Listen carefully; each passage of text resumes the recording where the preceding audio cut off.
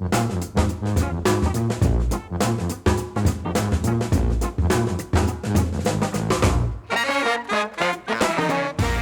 for joining me, everyone. Welcome to What's Working. I'm Cam Marston. Glad you're a part of the podcast. We're going to start today's show with a little bit of a story, kind of this I can't believe this happened to me type of stories, and I'll be as quick as I can about it. I was reading this book that I'm holding in my hand right now on the way to San Francisco back in November. It's called From Strength to Strength by Arthur Brooks. It was sent to me by a friend who heard or read something that I wrote or some podcast. Anyway, he said, you need to read this book, Cam. I was reading the book as we were approaching San Francisco, and I started highlighting. I'd been highlighting all the way to try to comprehend as much as I could. And I read about this guy written about named Chip Conley. The author features Chip Conley in his book as the guy that began the modern Elder Academy. And I began highlighting. I thought this Chip Conley guy is pretty impressive. Here's one of the things that I highlight. Instead, Chip found himself dispensing wisdom more than knowledge. He knew there were countless people his age in the phase of liminality, cognizant of their decrease in their fluid intelligence, but only dimly aware of their growing crystallized intelligence. And that was one of the points in the book of From Strength to Strength by Brooks, is that we go from fluid intelligence to crystallized intelligence. And crystallized is when we kind of have wisdom. I'm oversimplifying this, but it's wisdom. And I thought this Chip Conley guy really has it together. I'd love to meet him. I'd love to get him on the podcast. So I land in San Francisco, go to the conference, and look at the list of speakers, and there he is. Chip Conley is listed as one of the speakers at this Schwab conference in San Francisco. I go to the meeting planner. Would you facilitate an introduction? She said, sure. I went backstage and I met him. It turns out he's also a fan of Stephen Cope's, and I've interviewed Stephen Cope on this show, The Great Work of Your Life. I'm a big fan of Stephen Cope's. I've read a number of his books and have this Great Work of Your Life book next to me a lot, with a lot of highlights in it. Anyway, I'm backstage in San Francisco at the Schwab conference. I meet Chip Conley. I shake his hand. I tell him a little bit about myself and what I do. And I say, would you be interested in being on my podcast? He said, sure. And that's my guest today. This serendipitous interaction that I had hoped for in landing in San Francisco happened a day later, and today we're finally getting together to be on the podcast. Chip's background, and this is off his website, and he told this in his keynote speech in a little bit more detail, but to give you a sense of him, it reads, after disrupting the hospitality industry twice, first as founder of Joy de Verve Hospitality, I hope I pronounced that right, the second largest operator of boutique hotels in the U.S., and then as Airbnb's head of global hospitality and strategy, leading a worldwide revolution in travel, Chip Conley co-founded the Modern Elder Academy in January of 2018.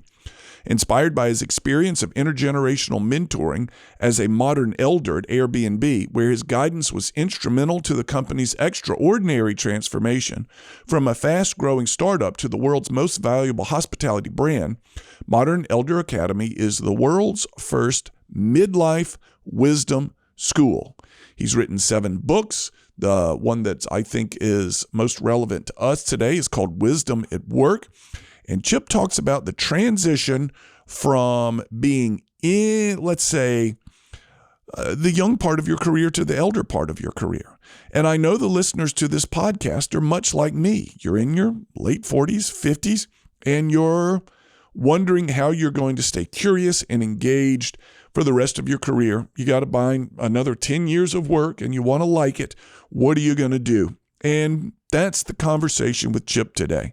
He's written about it. He's studied it. He's created an academy with campuses both, I think it's in Tucson and Cabo San Lucas. And he works with people on transitioning to their next phase of their work career. Chip Conley will be my guest after this break. You're listening to What's Working. We'll be right back. Hey everyone, Cam Marston here. All you managers struggling with your Gen Z employees, I see you. You're frustrated by their lack of motivation, work isn't getting done, and you don't know why. You need my free guide, 3 Ways Gen X Managers Can Unlock Gen Z Potential. You'll learn 3 reasons why leaders like you are struggling and get actionable tips to boost Gen Z communication and productivity. Get it now at cammarston.com. On the other side of a Zoom call with me is Chip Conley. I told you how he and I met. His writings are numerous, 7 books. The most recent he'll tell us about here in a moment. He runs the Modern Elder Academy out of both, is it Tucson and Cabo? It's Santa Fe and Baja, so an hour north of Cabo and Santa Fe, New Mexico. Yeah, interesting. I want to talk more about that. But before we get into that, Chip, thank you so much for your time. It was a pleasure meeting you. Welcome to What's Working. Thank you. I felt the honor of being able to address the Schwab crowd at the San Francisco conference, and honored to meet you. Thank you. Schwab has been a great client of mine for years. I've finally made enough of a connection with the meeting planners that I can go to them and say, hey, would you let me backstage to meet that guy? And they know I'm not a threat to people like you, but truly curiosity. So tell me, Chip, a little bit about your background and what got you into this place. It's a remarkable story, and I think our conversation can't begin fruitfully without people understanding how you got where you are.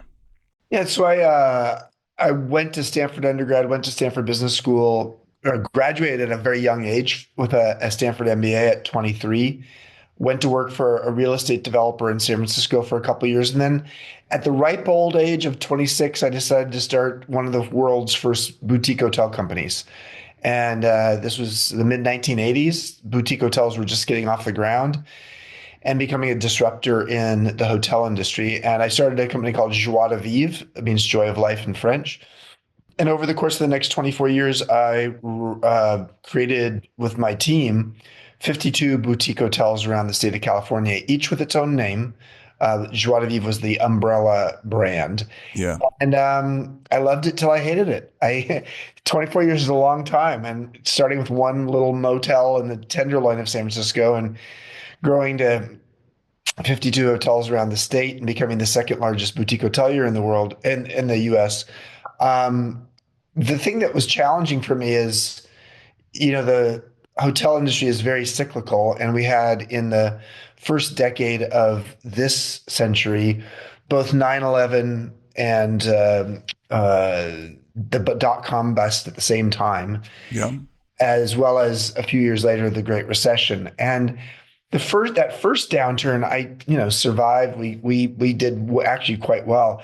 The second one, the Great Recession, was a hard one, and I was going through a lot all at once, and I just didn't want to be running that company anymore. And ultimately, a lot of things came to pass such that I sold the company to Hyatt, and so Joie de Vivre is now known as JDV. And at age 50, I had a couple years to do what I call a midlife atrium, which led me to ultimately becoming the modern elder, a term I didn't like at first when the Airbnb founders called me that. But I became the in-house mentor to the 3 young founders of Airbnb when it was a tiny tech startup, and helped them grow to become the most valuable hospitality company in the world when they went and did an IPO 7.5 years after I joined them. Yeah. So you've got compared to my listeners, a very non-traditional path to where you are right now. Let me introduce you to my listeners real quick and tell you why I think your lessons will be valuable. Most of the people who listen to What's Working are male. They're over the age of 45. They're in a career that they're good at. And I'm not speaking for all the listeners, but many of them, and these conversations are happening all too frequently, frankly, are a little bit bored with their work. They've got about somewhere between 5 and let's say 12 years till they can retire. And they're trying to figure out how to stimulate themselves, what to do. And I'm hearing side comments about, listen, whatever you do, they're telling younger people, don't do this, don't do what I've done, etc. And it's reflective of frustration, boredom. They no longer feel the desire to slay the dragon like they used to. In fact, it was a lunch with a guy not long ago who made one of the biggest sales of his career. And he said, now I've got to go do it. And there was a day that I was thrilled to go do it. Now I'm just not so happy about having to do it. All these, I think, are reflections of the frustration of transitioning into midlife and getting bored with things. And I'm wondering if you could reflect on that back to me. Tell me what you hear in that and whether these are the challenges that your guests at the Modern Elder Academy come with.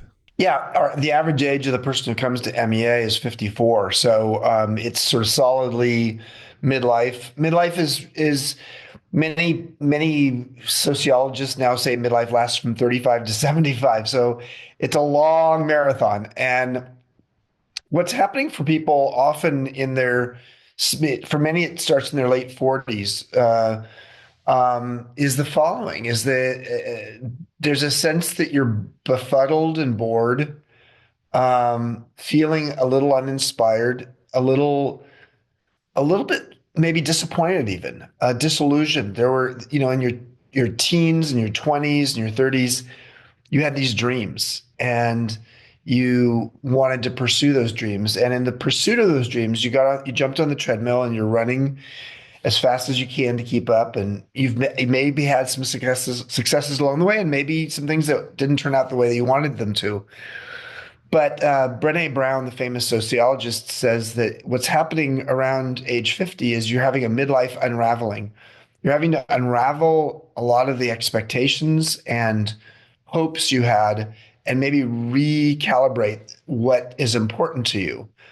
But we as a society have very little in the way of social infrastructure to help support people through a very complicated time full of transitions.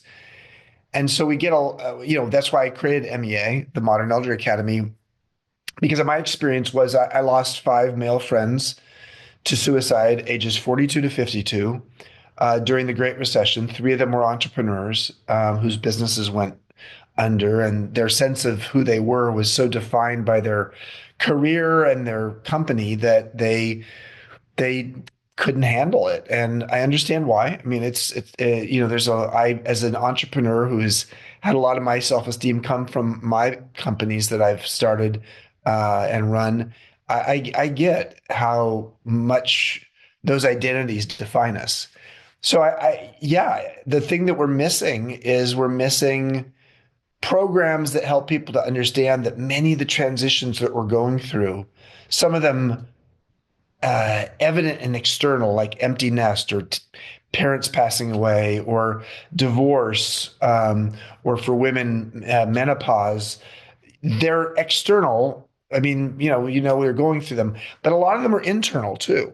A lot of them are sort of, maybe realizing you don't want to do something anymore. Yeah. And, that you've outgrown something, or that a little bit of spiritual or religious curiosity that starts to creep into your life after having not given it much attention for the last 2 or 3 decades. And so all of that's happening. And, yes, you could go to a therapist or a coach, but MEA with 6,000 graduates now from 60 countries and 60 regional chapters around the world, we're sort of in the business of helping people understand that this life stage is normal. You may not feel normal going through it. You feel like you're the only person going through it, but no, these kinds of transitions happen for almost all of us. Are you aware of any cultures in our world or in history that have had a recognition of this chapter of life and have done something within their culture to acknowledge it? It's a great question, Cam. Let's start by saying when the average longevity in the United States in the year 1900 was 47, midlife was not a thing. Yeah. Midlife didn't really become a thing until the mid 1950s or so. And then it was in 1964 or 1965 that a Canadian psychologist coined the term midlife crisis. Yeah. Ever since then, that's really how we see midlife, is like, oh, it's a time of crisis. Right. What I can say is that, no, I don't think any culture has really figured this out. What I will say is that in certain cultures, Asia, Latin America, Africa, there is still more of a respect for the elder than there is. Deference. There's a deference for the elders. Yeah, there's a deference. There's less of one than there used to be. I mean, because everybody is addicted to this, little magic stone in their pocket, the iPhone, and Google and AI, are going to, share, more knowledge than your grandpa or grandma will. So everywhere in the world, there's been an aging out of older people. But still in those cultures of Africa, Asia, and Latin America, there's less of a fear as you hit 50 that you're going to be irrelevant or invisible. You still Hmm. may have some deference and respect paid to you. Therefore, in those cultures, there's less of a crisis. There's less of a fear of death as well. So those cultures are probably better at this than the U.S. Yeah, I first read your name, Chip, when I was, and I've got the book here on page 202 of Albert Brooks's From Strength to Strength. Arthur Brooks, yes, yeah, Arthur Brooks, sorry, yeah, Arthur yeah. Brooks. And as I said in the introduction, prior to you were on the line, I couldn't read it. I believe it. I read your name, and then you were the speaker the next day. It was really kind of a serendipitous thing. But it talks about taking your fluid knowledge to crystallized knowledge. You're aware of that argument there. Yeah. How do you, and perhaps this is a part of the conversation of the Modern Elder Academy, how do you teach people like me and my buddies who sit around every Thursday and talk? And we went out with a group of friends, my wife and I did last night, and the women around the table are talking about the invisibility of middle age. And they kind of laugh at it, but they can't get attention. How do you teach people to value, to understand, let's say to bring to market crystallized knowledge? So crystallized knowledge or intelligence, let's just define it first, is different than fluid intelligence. So Yeah. when you're young, in your 20s, your brain is fast and focused. It's perfect for taking an SAT test in your teen years because fast and focused allows you to get through things, but you don't have peripheral vision.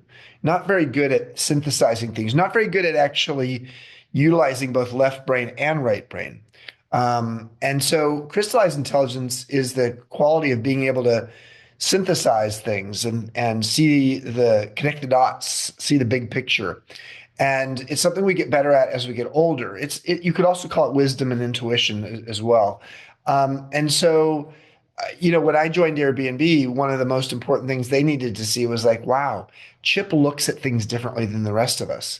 I was a boomer and they were millennials. And so when I joined at age 52, the average age was 26. And so long story short is I was a different breed of cat. And they really started to see like, wow, you have something to bring to the table because you can see the future. You can actually ask the question, if we make this decision now, and for them, they would make the decision, say, what effects can I have in the next 3 months? Yeah. And I would be looking at like, well, what's the effect it's going to have in 5 years? And that was a big difference for them. And it allowed me to have a place in the organization where I brought something to the table that they could use. So I think young startups could really use a modern elder in their midst. So I think that's true. And what you said about the women, the biggest thing that affects women in their 50s and beyond is invisibility. Yeah. For men, it's irrelevance. Both words start with the letter I. And for many people in the cultures that they live in, there really isn't a sense that there's a place for them because the culture is so drawn to young people. And in the workplace, the tech culture is that way. The marketing and advertising business is that way. Fashion is that way. Professional sports is that way. So, Arthur Brooks's book's a good one because it really speaks to this idea that maybe part of what we're supposed to do over the course of our career is to move from a place that values our fluid intelligence, fast and focused thinking, to this place where we're that person with crystallized intelligence, helping to systemically look at things. And, there's certain professions that are really well suited for that, being a coach, or a therapist, being, a professor, being a board member, being maybe even a financial advisor, where you've seen the history of trends and you have the ability to make sense of things. Your intuition's strong. So, yeah, and that's what, MEA really helps people who are at a stage in their career or life where they know they need to change something, but they're just not sure how to do it. So they come as volunteers then to MEA, not prisoners. They're not sent. It's not that their spouse says, you need some work and I'm not sure what it is. I found this place online. I heard this guy interviewed. Go Yeah. down to wherever it is and spend some time there. Yeah, Are they? no one's incarcerated, that's for sure. But yes, there are times when a spouse, sometimes the spouses will come together, Yeah. uh, and one of the two spouses, and sometimes it's the man who's dragging along the wife. It's usually the opposite, but it happens both ways. And there's a sense like, okay, I'm here partly because my best friend is here with me, or my best friend, or my boss said I should go and try it out. So not everybody is coming having sort of really done the research to say, yeah, this is perfect for me, but they're hearing about it from other people. And or I've been on the Today Show and Good Morning America, and as you said, Arthur Brooks wrote about us. And so long story short is there's a lot that's been written about us because a midlife wisdom school is a new thing. Yeah. But yet we have, out of 6,000 graduates, I think there's only two or three people who, in the course of their 5-night program, said about 2 days into it, like, I can't do this. So No kidding. yeah, That's a pretty good yeah, success ratio. almost everybody, yeah, like virtually everybody sticks with it. And then the fact we have 60 regional chapters around the world is partly because alumni want to stay connected with people who have a common ethos, a common way of looking at things. With the idea being here, how do you help people to have a growth mindset around their life in midlife and beyond? It's a really, as opposed to a fixed mindset. So it sounds to me as if what you offer has an extraordinary amount of discovery to it. Discovery tends to generate energy. It creates collegiality and sharing. What is the thing that most people who are going through the MEA discover? What is the takeaway that you could whisper to them morning of day one? You don't know what's about to happen, but in 5 days, this is something you will have learned that's very new to you. I would say maybe there are three. Well, actually, maybe even four. Number one is a recognition that what they're going through is normal. They're not the only one going through it. And that deep sense of belonging that comes from being in a community of other people who are going through transitions as well. That's a big one. People don't realize how lonely they are or how isolated they might feel. Number two is learning how to become a beginner again. When we're a teenager, we learn how to become a beginner over and over again. But as we get older, sometimes we have a fixed mindset. We only want to play the games that we're going to win. And if that's the case, then we stop trying new things. So learning to become a beginner and being curious and open to new experiences are directly correlated with living a longer, healthier, happier life.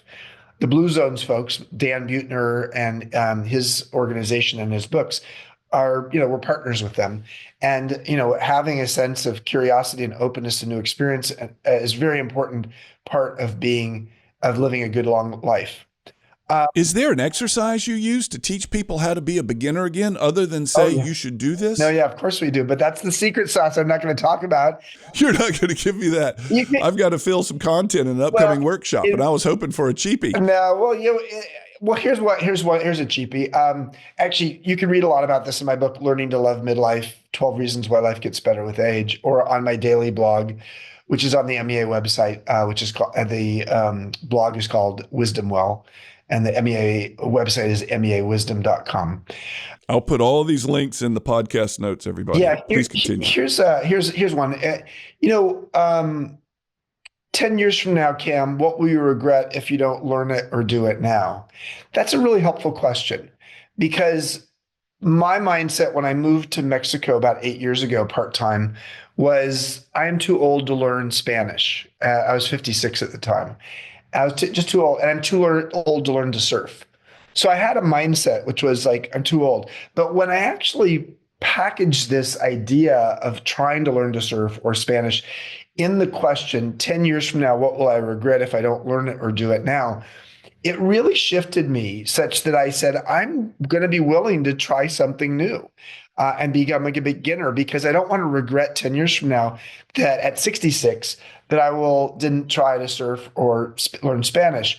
And so anticipated regret is a form of wisdom.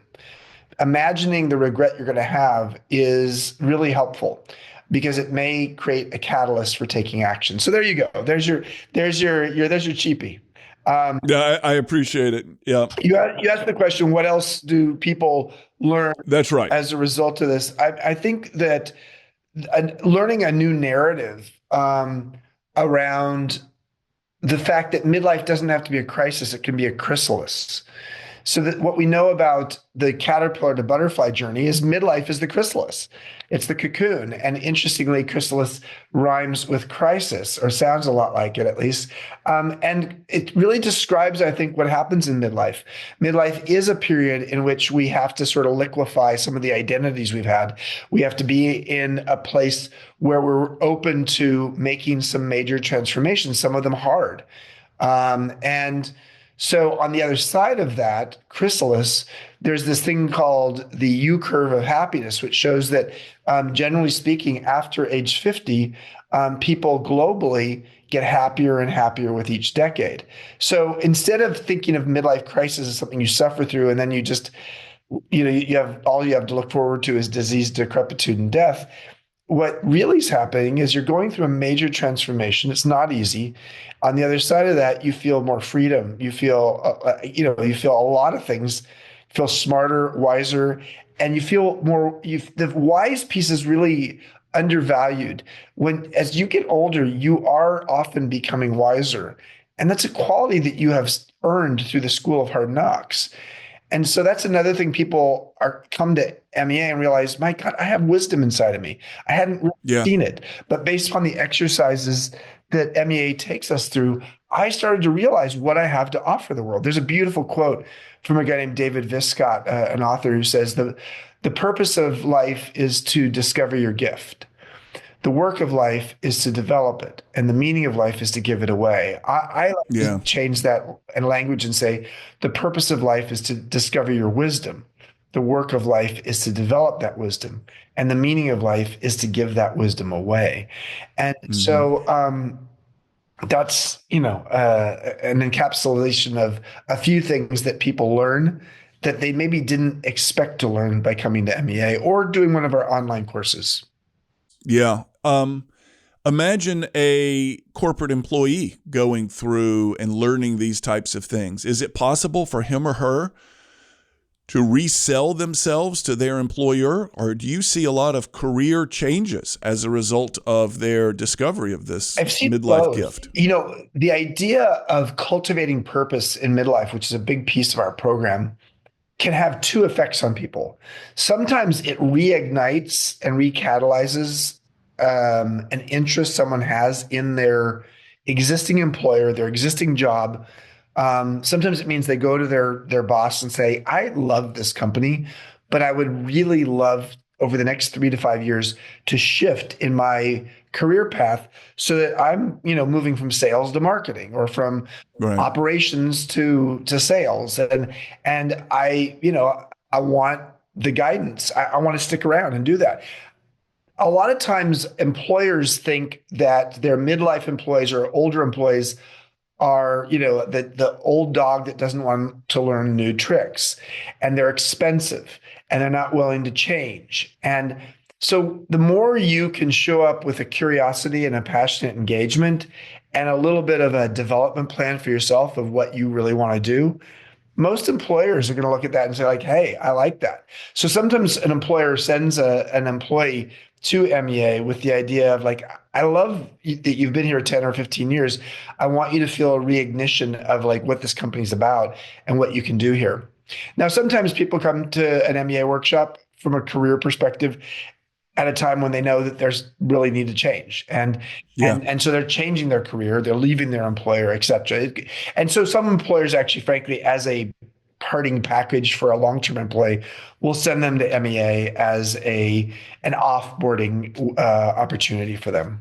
Right. Do you find that one of the repeated things I see in your work and your blogs is the necessity of curiosity? Yeah. And is that something that you feel is born in people, or can it be developed? I know people who I don't think are curious, and I frankly, I don't find them very interesting people, but I think, is this the way they always have been, or did they become incurious in time? There's all this research that shows that at about age 5, we're in our peak of curiosity. We do not filter ourselves. We just ask questions. Why is the sky blue? Why does a banana get green to yellow to brown? I mean, like, there's a lot of interesting questions coming out of the mouth of a 5-year-old. Unfortunately, traditional education sort of moves us in a direction from curiosity and feeling like the most interesting, the most popular people are those who have questions, to like the people who are most valued are the ones who have the answers. And Yeah. we sort of move out of curiosity into test taking, and we get really good at test taking. And test taking is not about being curious; it's about learning how to, crack the code on, what kind of questions are going to be asked on an SAT test. So, long story short is, I think we're born curious with a sense of wonder. And over time, what predominates in our life is not the wonder of the world, but the weight of the world. And in our path as an adult of trying to make a living and get married and have kids and buy a home and all of these responsibilities and obligations, there's no time for curiosity. Curiosity is an inherently inefficient way of looking at the world. It's asking what if, and it's asking why is that, and it's asking things that sometimes open a hole that a rabbit hole that you go down. And when you have time in your life, that's beautiful. The little kid who chases a butterfly and wants to just spend an hour chasing a butterfly around the yard is beautiful, but we don't see adults doing that. Now, what's interesting is later in life, usually in one's 60s and beyond, but sometimes starting in one's 50s, is you start getting some time affluence. Time affluence. What is time affluence? Time affluence suggests that you don't have the poverty of time, which means you don't have much time in your life. But because maybe the sandwich generation thing you had to do in your 40s or maybe your 50s Yep. is over, your parents have passed or your kids have moved out of the home, and you have more time in your life. And when you have more time, you can start being curious again. And so MEA really focuses on curiosity. Yeah, that's part of the reason why doing a 1 day program.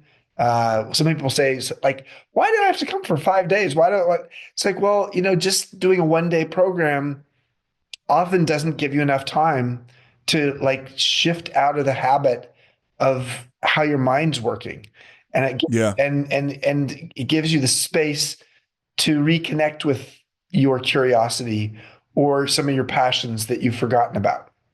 Yeah. You mention in your writings spirituality. Yep. You mention religion. I've seen you reference Richard Rohr. I suspect you're familiar with Falling Upward, one of the most profound readings I've had in a Well, long he time. taught that a workshop at MEA this just last July at our Santa Fe campus on exactly that topic. So yes, Ugh, so Richard, I wish I had known yeah, that. he's a friend of mine. He's not, he's at an age where he's not going to teach another workshop, unfortunately, but he's a huge fan of MEA. He came to MEA in Baja campus at age 78 as a student Yeah. because None of this surprises after me. he wrote 50 books, he wanted to just come and learn our program, which was beautiful. I have a speech that he gave. I don't know where it was. It was other than it was in the UK, but I've got it. I don't know how I got it exactly, but it's on my phone and I probably listen to it once every 6 weeks. It's absolutely transformative, so much that I listen to it once every 6 weeks. I found this wonderful new book on mysticism recently. Uh-huh. So spirituality being a key component of this transition. Help my listener who is not a churchgoer, does not understand the reference to the God-shaped hole. Mhm. Help him or her find value in spirituality in this point in their life. Well, first of all, I think, as Richard says, and Carl Jung has said, the psychologist, the first half of your life, your primary operating system is your ego, and we overuse it. And it's not a bad thing, but it actually becomes a bit of a straitjacket for us.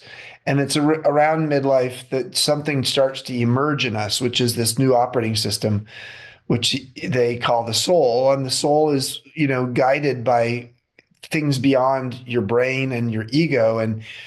So I think it's a natural process. For a lot of people, they don't see it. We don't really have a roadmap or operating instructions for the soul. But what starts to happen is we start having questions about the meaning of life, maybe questions about the mystery, and maybe a sense of awe about our small part in a bigger universe.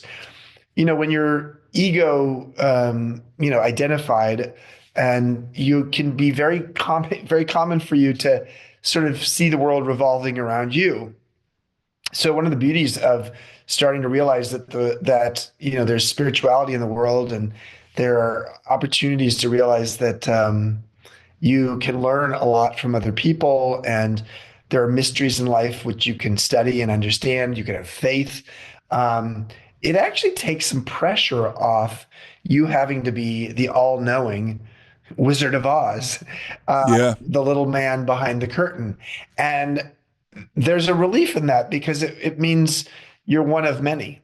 And for some people, that's really hard for them. It's like, and sometimes the midlife crisis is really not the dark night of the soul. It's the dark night of the ego.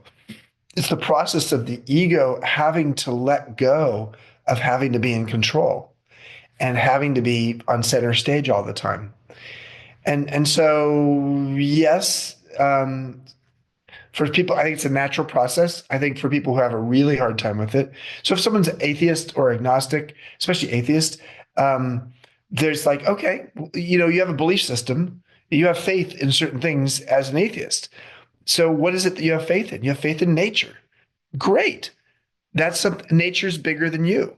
So it doesn't mean when we're talking about the soul and religion and spirituality, it doesn't mean you have to like renew your faith in something you grew up with or all of a sudden go to church every Sunday. But what it does mean is you actually have to start to believe in something beyond just who you are. And that is a process that sometimes requires you to realize that, you have faith in your dog, or you have faith in what nature does to you every time you go out into nature. And so, you start asking the question when you go for a walk in nature, what do you have to teach me today? And that may be where your faith goes. So, but moving out of the ego is the key. I hear the word surrender not being used. Yeah. That this is what we're talking about here. Yep, absolutely. That's what it is. It is surrender. And surrender is a hard word, especially for men. For me, when I heard the word surrender, I go to the Wizard of Oz. I just alluded to it, but surrender, Dorothy. The wicked witch, writes that in the sky. Surrender, Dorothy. And I love the serenity prayer. The serenity prayer is probably, to my mind, the ultimate surrender tool, which is God grant me the serenity to accept the things I cannot change, the courage to change the things I can, and the wisdom to know the difference. Yeah. And it's wisdom. It's really a wisdom tale. And so learning how to surrender and not try to change the things you cannot change, that you don't have any control over, that's the key. We're going to take a little break right now to hear from our sponsors. How about a quick shout out for Roy Lewis Construction? They've been an advertiser on the radio show portion of What's Working for years, and want to make sure they're acknowledged as the way they need to be, not limited to a 30-second commercial. I've gotten to know Paul Lewis over the years that he's been a client or an advertiser to the show. Nice guy. We visit, we have lunch, we check in with one another. And when he says that many of the structures that you see on both sides of Mobile Bay in southwest Alabama are their company's work, he's right. They're prolific in the work that they do, extraordinarily quality-oriented, and very much want to make the customer pleased with the work. And if you're in the market for any sort of construction, commercial construction, reach out to Paul Lewis at Roy Lewis Construction. Tell them that I sent you, and all they want is a fair shake. Let them look at your project. Let them price your project. Give them a chance for it. This is Roy Lewis Construction, and please do reach out to Paul Lewis, my buddy. You asked a number of questions in your keynote that I wrote down as we went along. You mentioned one of them a moment ago. What would you be ashamed of or frustrated with if you didn't know it in 10 years? But here's another one. How might you curate your life if you knew you'd never retire? Mhm. And talk to me about the thought processes that go into that question. And if people out there are considering answering this question, what it's going to lead them to. Yeah. Well, this is a very fair question, and one that I think financial advisors need to be asking more than they currently are.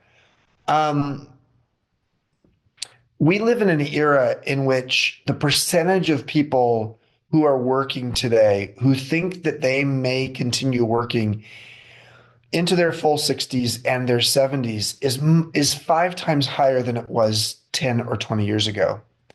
So what that means is boomers are sort of part of this, but Gen X are even more and millennials even more. So if we know that we're going to work a long time, might we end up shifting how we live our lives today? So might we take a sabbatical at age 50 and say, I'm going to take, whether it's a month-long sabbatical or a year-long sabbatical, I'm going to take this time to sort of reimagine and repurpose myself. Might we think about going back to getting a master's in something at age 50 if we know that we're going to stay working for a while? There's a guy named Phil Pizzo who used to run, he's a doctor who used to run the Stanford Medical Center and then started the Stanford Distinguished Careers Institute. He's a good Catholic boy, but he got more and more curious in his 70s about Judaism. He converted to Judaism, and at 77, he chose to go to rabbinical school. So, 77. No kidding. So, we live in an era in which longevity we've added 30 years of longevity just in the 20th century in the US. So more and more of us are going to be living longer. And therefore, if we're living longer, might we consider the fact that there is a transition we need to make? I like to say that there's a midlife pit stop.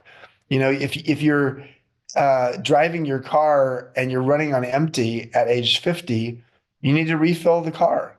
And for a lot of people, when it comes to their career, they need that pit stop. They need that refueling because by choice or necessity, they may be working into their 70s. So this is a really important question because what it might mean is that you are more open to taking what Mary Catherine Bateson, the author, calls the midlife atrium, the time and space in the middle of one's life to have the space to reflect upon how you might want to live the second half of your adult life. Yeah. One of the points you also made was one of the greatest predictors, I think it's something about that, of how old you'll be or late you'll live is the quality of your social interactions, which are hugely important. The world that I live in, I have many colleagues who, my impression is their only friends are their work colleagues. They don't have much of they've either lost their friends, not to death, just they've worked their tails off and their friendships have atrophied. The importance of social interactions. I'm wondering if the Modern Elder Academy, if MEA, focuses on that at all and what you try to teach people as a result of that. We have workshops on friendship. If for a lot of men, this is less true for women, but for men, and that's your primary listener, a lot of men their friendship muscle atrophies. Yeah. They're really good at having friends as teenagers and maybe in college or maybe even in graduate school, but in the rest of their 20s and their 30s and their 40s, they're on the treadmill. They have their family, they have their work, and they lose track of people. And then in their 50s, they realize, my God, most men don't admit that they're lonely. Yeah. But they feel alone. And the suicide rate for men is 4 times higher than for women. And it's partly because they don't have that sort of social safety net. We have a guy named Mark Nepo, who's a famous poet who leads a workshop called the Power of Friendship. And then one of my co-founders, Jeff Hamui, has a program called Friending. And Friending is the premise that what if friendship was a practice that you you put time into and you get better at it over time. So you learn how to become a better and better friend. And if you thought of it that way, rather than sort of thinking like, oh, friends are just sort of like a nice to have, but not a need to have, you actually put energy and time into realizing, how do I become a better friend over time? Yeah. And so, yes, it is a part of our program. And it is one of the greatest collateral benefits people get from the program is like, I feel deeply connected. People say all the time at the graduation ceremony, I have talked about things this week with this group of people that I haven't told my wife, Yeah. or I've talked about with my best friend or my brother or my sister. And I really want to deepen my friendships and my close relationships to be able to talk about these kinds of things because I'm tired of small talk. I want to have big talk. Yeah, we're in the small talk season as we record this. We're just on the other side of the Christmas holidays and Christmas parties, and my wife and I make the joke about it. All right, cue up the small talk. Here we go. And we actually got outside of one of these parties with another couple and said, we're out. We're done. We have no more small talk left. I will rekindle again and start again next year in 2025. We're kaput with small talk. So the way our conversation has positioned itself is that you come from this remarkable background. You're a early success with a graduation from Stanford graduate school earlier than normal.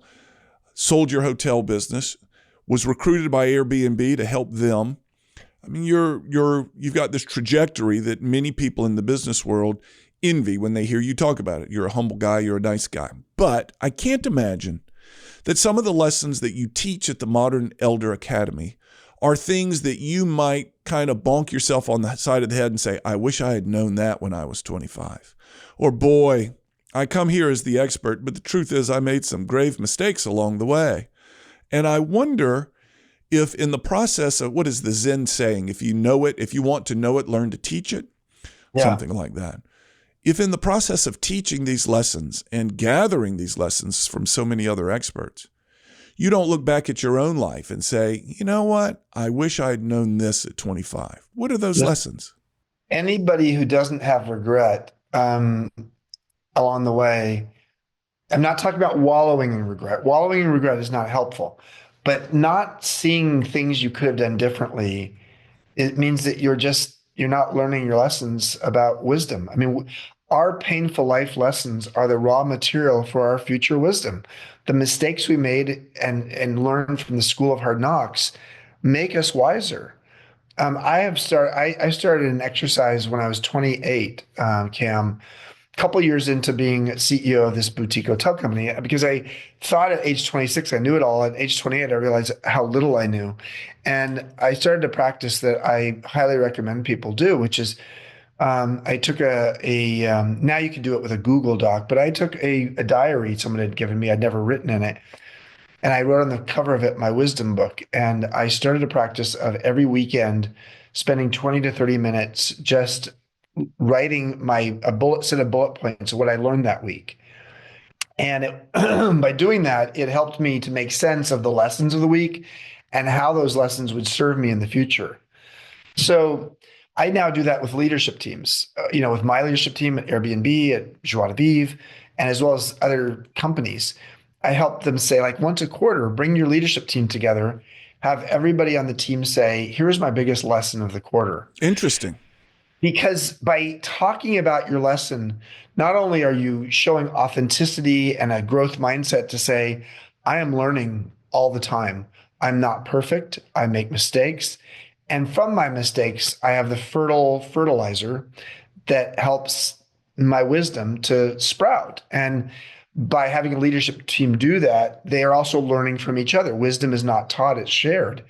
And so I can learn from a COO in my company saying, like, oh, wow, that lesson you learned was powerful. I now have that lesson. I don't have to make the same mistake.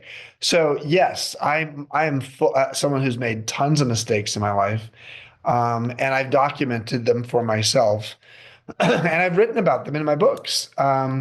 So yeah, I'm in a stage in my life where I can talk about wisdom very readily, but I have been the guy who has skinned my knee or broken my nose, figuratively speaking, that has led to that wisdom. So there is, if you meet somebody who does not have many hard knock stories, who's lived a pretty padded life, are you suggesting there's likely not much wisdom to come from this guy? Whereas on the other hand, you meet somebody, let's say you're interviewing for a job, Yeah. and they've been beaten up a bunch.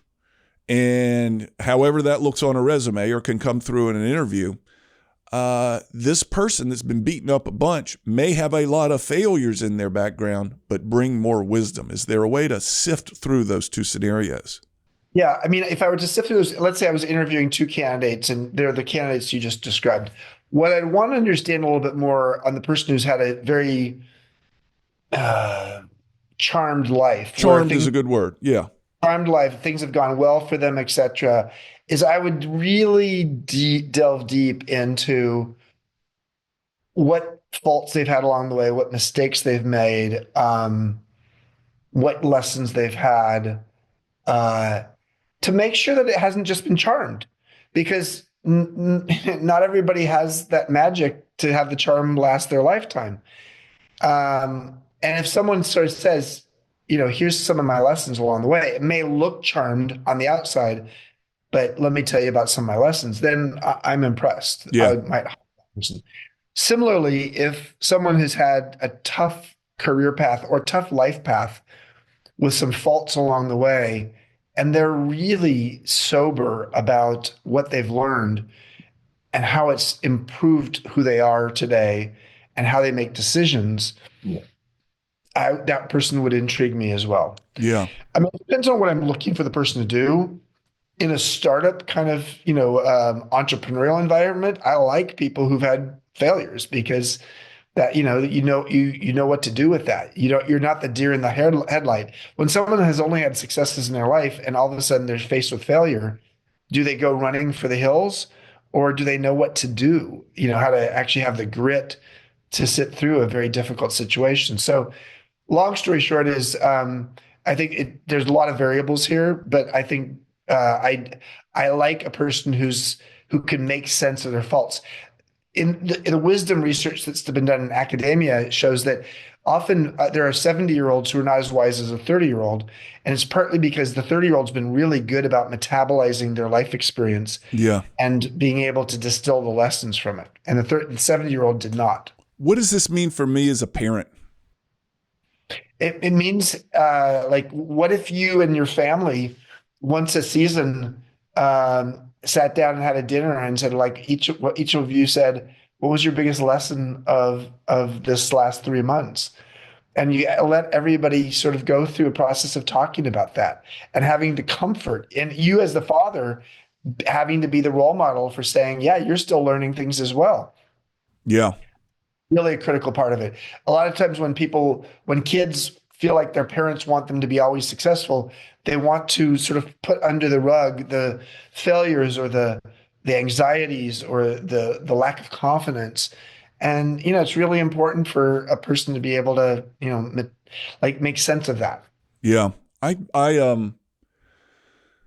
wonder, I worry about myself as a father of adding too much padding to my children's lives. I don't want them to go get beat up and dragged behind the car, metaphorically speaking. Yeah. But I Yeah. would, the too much charmed life worries me equally about giving too much comfort. I like the lessons learned, and I think there's a role in parents in that process there. This has been helpful, wonderful. What is give me one parting shot, something that my listeners can take with them as we wrap this thing up, thinking about the transition to midlife, those who do it well, those who do it poorly, and those who find kind of flourishing in that process. Well, you don't have to do it alone. I would say that's the simple answer is, a lot of people, especially men, feel like they got to just, grin and bear it and they can get through it by themselves. And, being able to express when you're going through a challenge or you have some questions like, should I still do this? Am I still inspired by what I'm doing? is a very important question to ask. And if you don't feel like you have people in your life who you can talk to about that, then you need to find other people to do that with too, whether it's a coach or a therapist or coming to MEA. And I think you'll be surprised, actually. A lot of people come to MEA thinking like, yeah, my spouse or my best friend or my brother, they don't get me. And then they go back and like they start to talk a little more openly. And all of a sudden they realize, oh my God, we're so happy that you're talking about these things, because guess what? I'm going through something similar to that. Yeah. But I didn't want to talk about it with you. And so you just realize like, wow, you're not alone. You're not alone. Yeah, very good. Chip, thank you so much for your time. I'm going to put all the links to the MEA, to your books, to your blog in the podcast notes. I know people will find value in it. It's been a great, for me, connecting with you. It's nice to know that you and I are fan of both Richard Rohr. I think we've talked about Stephen Cope as well, Brene Brown. All these works are kind of circulating around me right now, and it's fun to find the other people who are finding value in them as well. So great to make the connection, and thank you so much for your time, Chip. Thank you, Cam. I mean, I appreciate the work you're doing in the world. I appreciate it. Thank you for saying that. Folks, that'll wrap us up this week. We'll have another episode next week of What's Working with Cam Marston. Have a great week, everybody.